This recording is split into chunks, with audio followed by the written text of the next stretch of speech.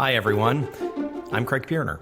I lead the Advisory Board's talent development team, and I'm back as your host for this radio advisory mini-series on leadership, where we engage in leadership education and dialogue. We continue our focus on the leadership attitudes and behaviors most critical during COVID-19. With previous discussions that covered uncertainty and emotional resilience, today we turn our attention to empathy.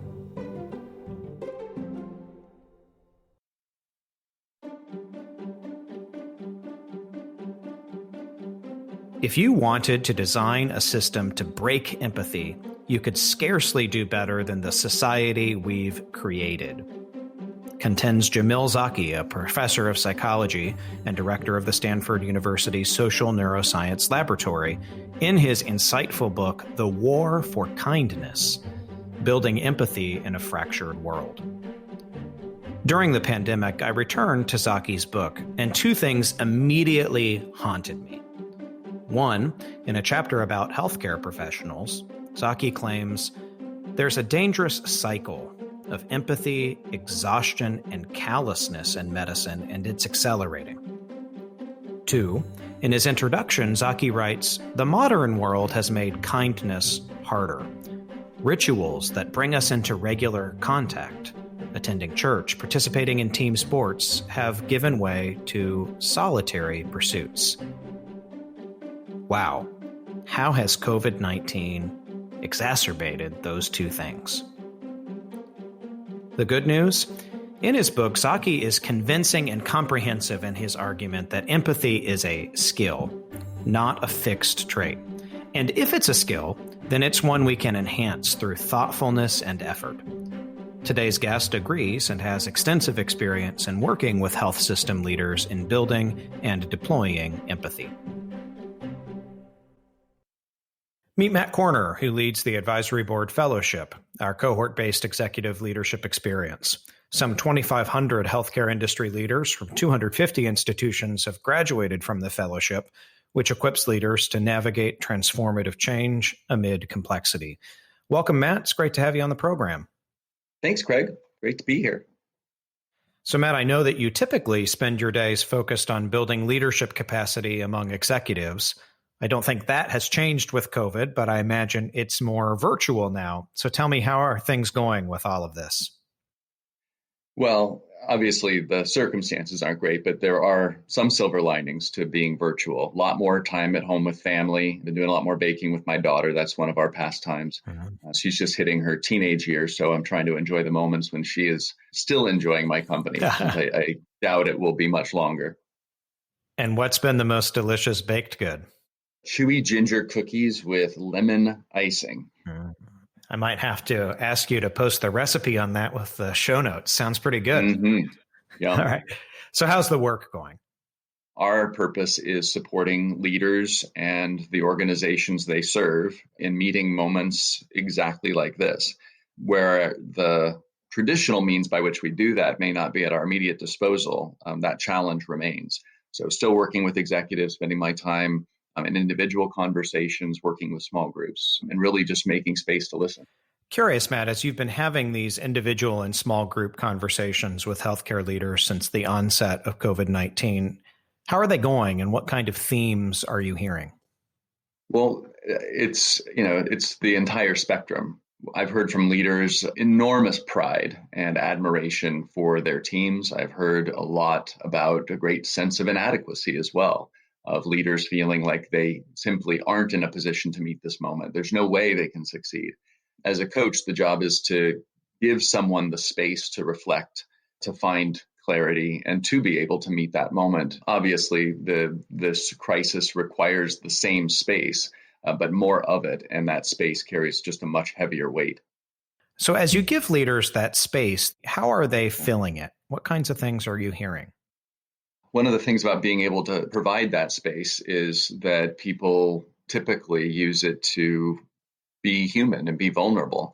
So many leaders with whom I've worked need that space to share their own fears and anxieties. They say it's lonely at the top. It's because you can't complain down. You can't sort of let your team know how vulnerable you might feel. So a lot of leaders are using that space to have that moment of vulnerability that they can't have with their teams. And as they share their fears with you, Matt, what would you say are the top 1 to 2 fears that are surfacing at the executive level right now? One, I think, is that I won't be able to properly care for my team.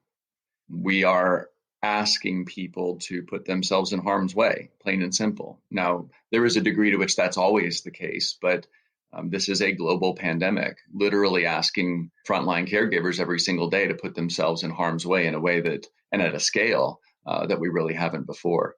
And then the second is around being up to the moment themselves. I want to be able to care for my team. And is this too much for me?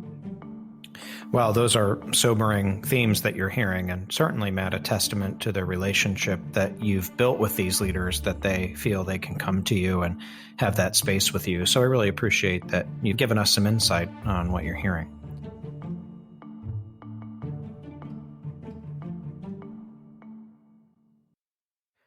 So, Matt, you said an interesting word earlier, this idea that leadership amid COVID-19 carries a heavier weight.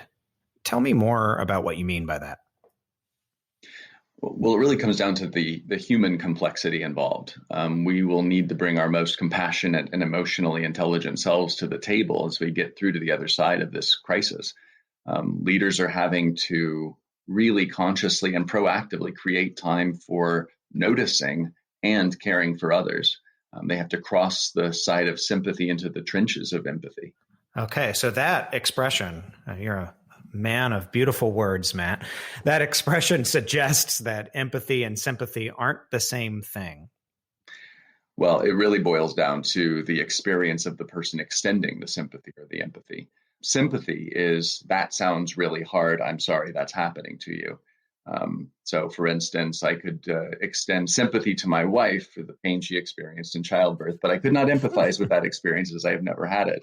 Whereas empathy is, I've been there, I know exactly what you mean. I've had that experience. Empathy shows up after you've walked a mile in the other person's shoes, or at least taken the time to really find something in your own experience that serves as a point of reference for how that person's feeling.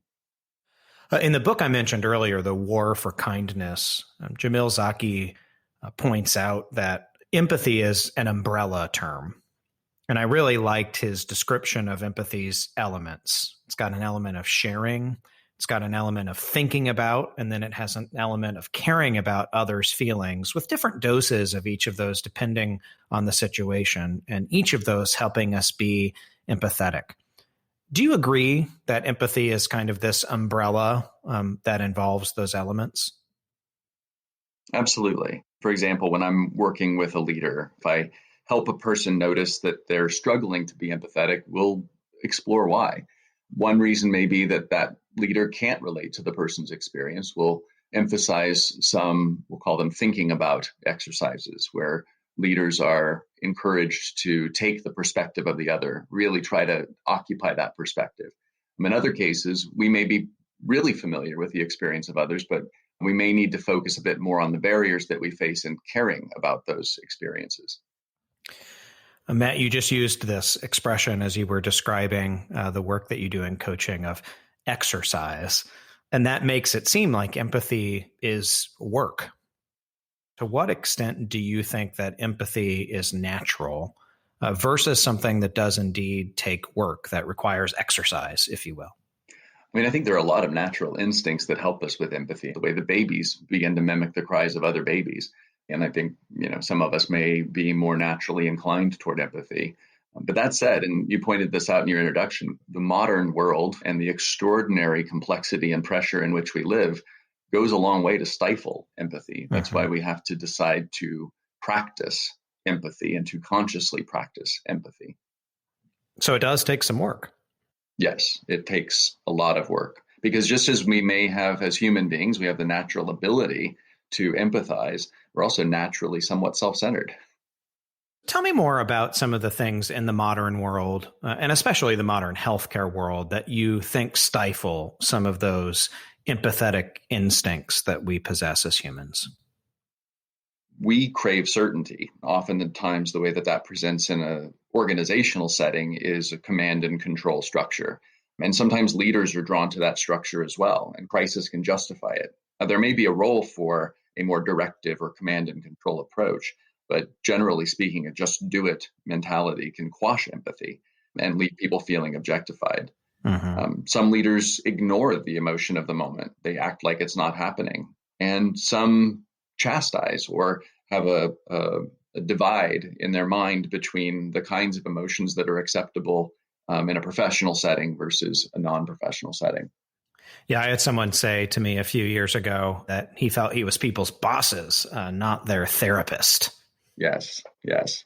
And then some leaders minimize the experience of others. So, for example, you knew the risks when you took this role or do your job, or at least you have a mask, or that's what the money is for.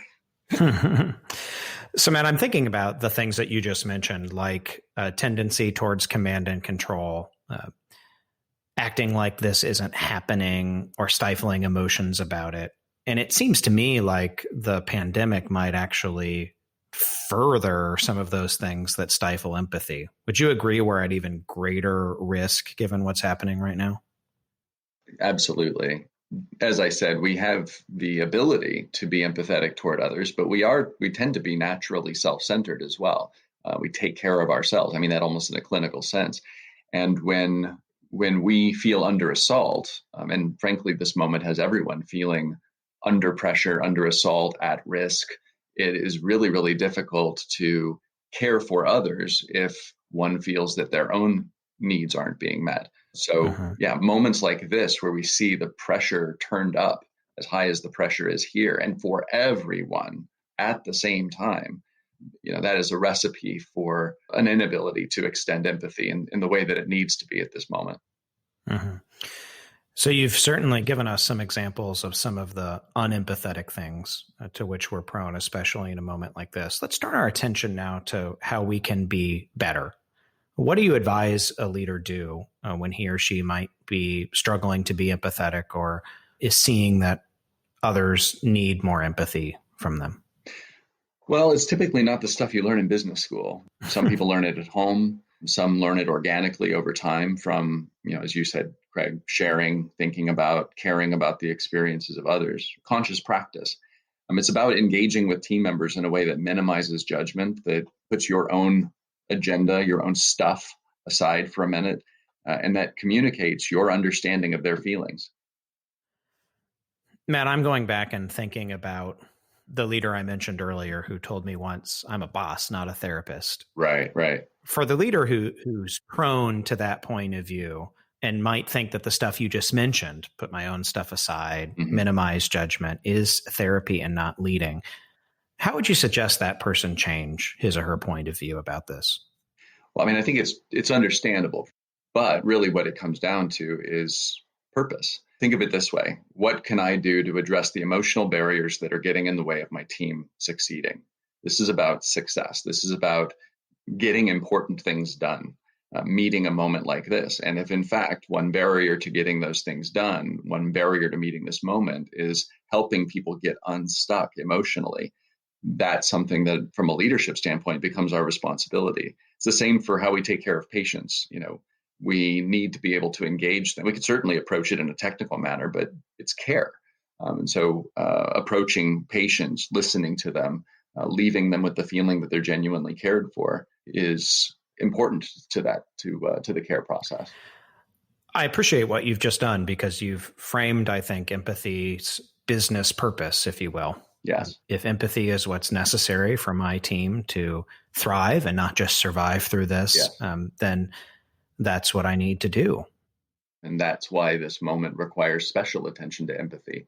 You might even suggest that it requires a shift in mindset from being chief executive officer to chief empathy officer. I've used that phrase too. It certainly has a ring to it.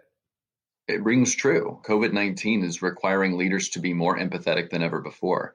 Think about some of the difficult conversations, telling your teams you may not have enough PPE or that certain employees are quote unquote non-essential and that furloughs are coming. That's awful. But sharing a message like this with empathy, with an acknowledgement of the feeling that goes along with those difficult decisions, that can go a long way in helping your team. We're seeing a lot of different kinds of leadership in action through the COVID-19 crisis. Are there any good examples of empathetic leadership in public life that you think can serve as a point of reference for what you just mentioned, this idea that I can deliver a tough message with empathy? Well, one leader who has gotten a lot of attention through this crisis is Jacinda Ardern. She's the Prime Minister of New Zealand. There was a terrific piece about her in The Atlantic. She's absolutely leading with empathy. And there were a number of examples in this piece, but one example, one communication with New Zealanders, she acknowledged the bracing emotional shock of hearing that loud blaring sound that precedes emergency alert messages. And whenever she's addressing the New Zealanders, she tempers her asks of sacrifice with assuring notes of hope and acknowledgement of the difficulty of the moment. And perhaps most noteworthy, her approach has generated results. New Zealand's among the most successful nations in the world in flattening the curve. Mm-hmm. So let's keep talking about this chief empathy officer concept. I think that is a great point of reference indeed. I know you spend a lot of your time working with folks in the C-suite, but this idea of empathy's importance isn't just something that top leaders can employ, right? Very true. Leaders at all levels, peer to peer. You don't need to be in a formal leadership position to practice empathy and for that empathy to play a positive role. There's one question that we have been suggesting that leaders ask one another, especially leaders to their teams. And this is the question. You are important to me and what we're doing here. How are you feeling right now? What makes that question so valuable? Well, the question first establishes the importance that that person has as a human being. And then the second, their importance to the cause, to the purpose, to the workforce. And finally, it ends with that key question and allows space for them to share, to really unpack what they're feeling and what might be getting them stuck. Yeah, and that question, Matt, how are you feeling right now, in the space for the person to answer, sure can feel nerve-wracking. What if you don't want to hear the answer, or if you fear the answer? Well, this is the time for noticing and caring, and realize that that's what this is. You don't have to fix whatever it is that they share, at least all of it, but you do have to show that you understand it. Furthermore, I'd say that as a leader, you have to be okay with the vulnerability that you're creating. What differentiates good leaders from great is practicing this skill, practicing empathy. It's hard, there's no doubt about it, but it's something that is critical and that leaders can get better and better at. I'd like to talk to you more about something you mentioned earlier that seems relevant to this idea that a leader should practice empathy. And it's the idea of, well, that sounds really nice, Matt, but who is creating empathy for me? Who's creating the space for me to express how I'm feeling? And that is a totally reasonable, and not just reasonable, but a practical question. Because if you can't have your needs met, you're drowning, you're not capable of helping others. You'd be bringing them down instead. So the first thing is extend yourself grace. Allow for the capacity to self-regulate, which in turn allows us to hold space for others. That's what we've been trying to do with the short consults that we've been offering to leaders across the last several weeks, is to provide that space, to give them the space to have their needs met so that they can meet the needs of others. Well, Matt, our conversation has been really informative, and to me has really underscored something, which is that leadership really matters, especially right now. There's a void out there in a moment like this, and it will either be filled with fear, anxiety, or hope, patience, and grace. And empathy will help leaders get there. Matt, thanks so much for joining us today. Great to talk with you. My pleasure, Craig. Thank you. And thank you to all the leaders on the front lines. We're so grateful for the work that you're doing.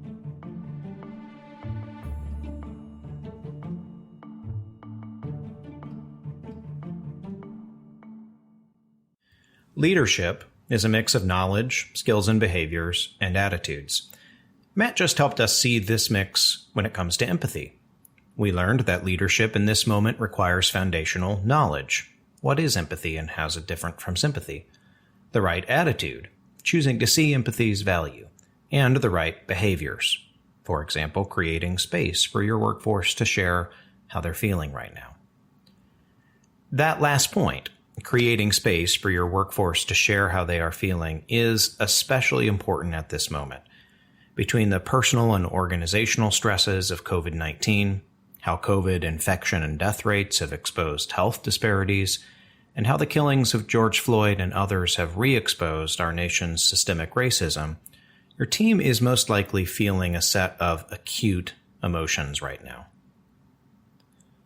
On the June 7th edition of 60 Minutes, Sherrilyn Ifill, the president of the NAACP's Legal Defense Fund, was interviewed by journalist Bill Whitaker. If you did not see the episode, try to watch it online. In the interview, Whitaker, referring to George Floyd's killing, asks, "Why was this incident such a spark?" And Ifill says, "I've been doing this work for a very long time, and I've seen a lot of terrible videos. And this one actually struck me differently also. It was long. And to see someone's life being taken from them with that kind of excruciating deliberation." I got a lump in my throat when I heard that. I think because it captured my own reaction to and emotion around that awful video. And it's so painfully true.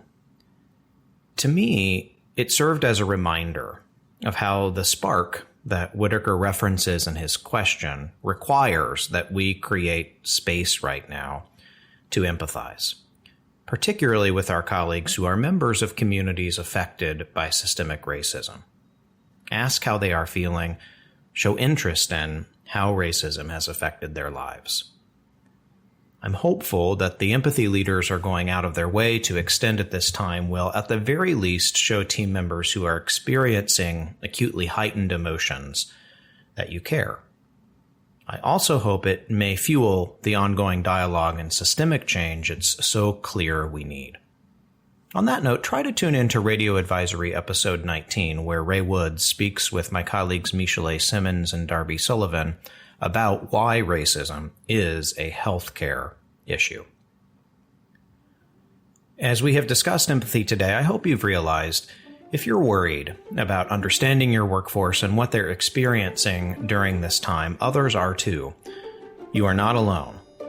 Your leadership matters, especially right now. We want to hear from you. What did today's episode stir up for you? Send us your questions and feedback. You can always reach us at podcasts@advisory.com. That's podcasts with an S. And I hope that you'll join us for the next edition of Radio Advisory on Leadership. Our topic then, maintaining strong teams. Just sign up for the Radio Advisory podcast feed on iTunes, Google Podcasts, or Spotify. We'll see you then, and thanks for joining us today.